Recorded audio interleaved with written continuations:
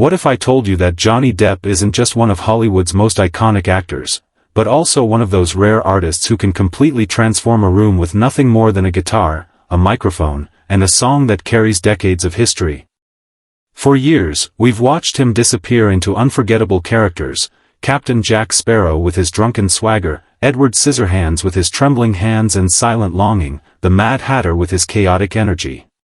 But last night was different. There was no makeup, no costume, no script. This was raw. This was real. This was Johnny Depp, the musician, stepping into the light and letting us see a part of him that many still don't realize exists. The venue was buzzing before the show even started. You know that feeling in the air before something big happens? The lights were dim, but not completely dark, just enough to see the restless movement of people finding their spots. Some were leaning on the barricade up front, claiming the closest view. Others stood back, drinks in hand, chatting nervously, glancing at the stage every few seconds. And then there were those who had this quiet focus, eyes locked on the empty microphone stand like they knew they were about to witness something unforgettable. When the first figure walked out, the cheers started. Then came the rest of the Hollywood vampires: Alice Cooper, Joe Perry, legends in their own right. And then Johnny. No grand entrance, no big spotlight reveal. Just a man walking onto a stage, guitar slung low, dressed in that perfectly effortless way only he seems to pull off, layered shirt, worn-in boots, a few necklaces catching the stage lights. He gave a small smile, almost like he was saying, "All right, let's do this." The crowd roared, but the band didn't rush. They let the noise settle, let the anticipation hang for just a few seconds longer. Then, almost like a whisper, the first haunting chords of David Bowie's Heroes began. It was subtle, understated, and yet it had that same effect as someone lowering their voice in a crowded room. Suddenly, everyone was listening. Covering Heroes isn't something you do lightly. It's not just a song, it's an anthem, a piece of musical history. It's been the soundtrack to countless moments in people's lives, love stories, heartbreaks, triumphs, even political movements. And David Bowie? He's untouchable in the eyes of many fans. So how do you even approach something like that? Do you try to sound like him? Do you completely change it? Or do you do what Johnny did, take the song's soul, honor it, and then wrap it in your own voice, your own story, your own truth? The first words left his mouth, and it was clear he wasn't here to mimic Bowie. Johnny's voice was rougher, earthier, with that lived-in texture that only comes from years of experience, both on stage and in life. There was a fragility in it too, as if he knew exactly how much weight those lyrics carried and didn't want to force them. It wasn't polished perfection, and that's what made it perfect.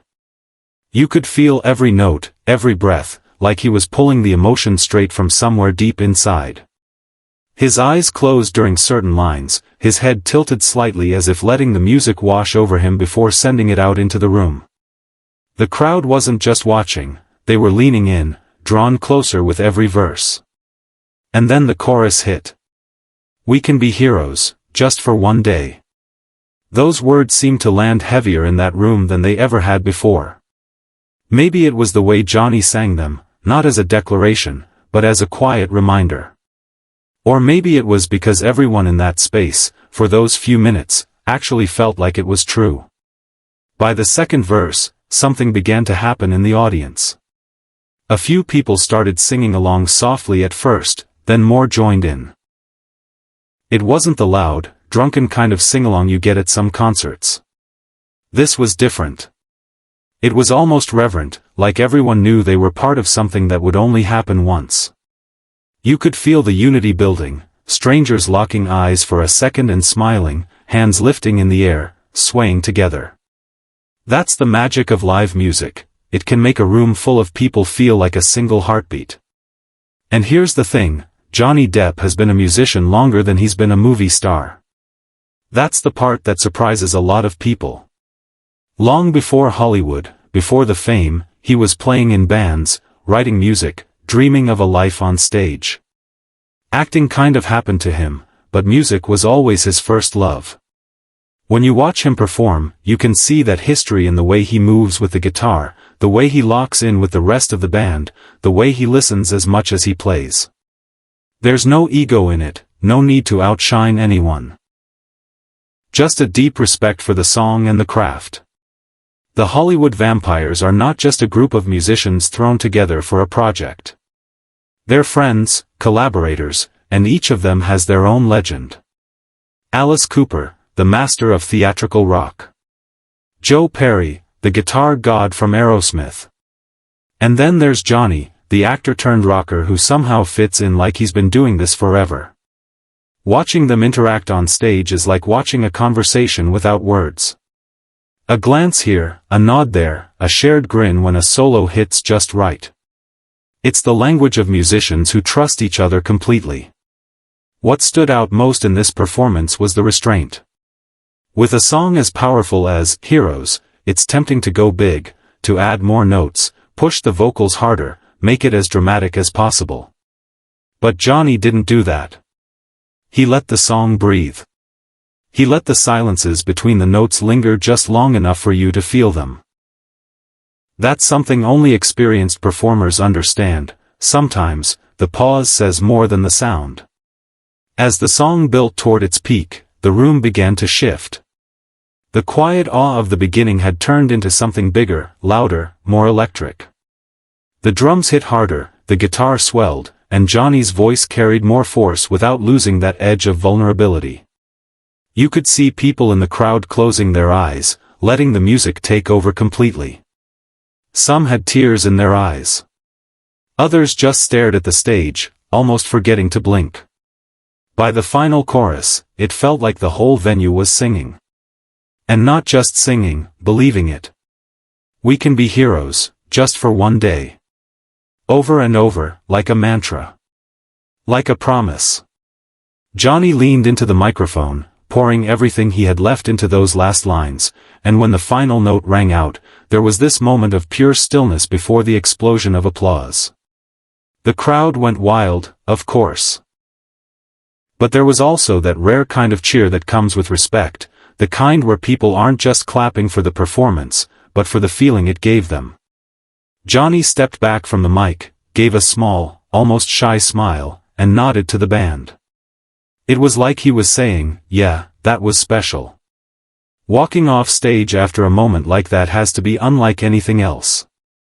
For the audience, it's a memory they'll keep forever. For Johnny, maybe it was another reminder of why he fell in love with music in the first place. Acting might have given him fame, but music gives him connection.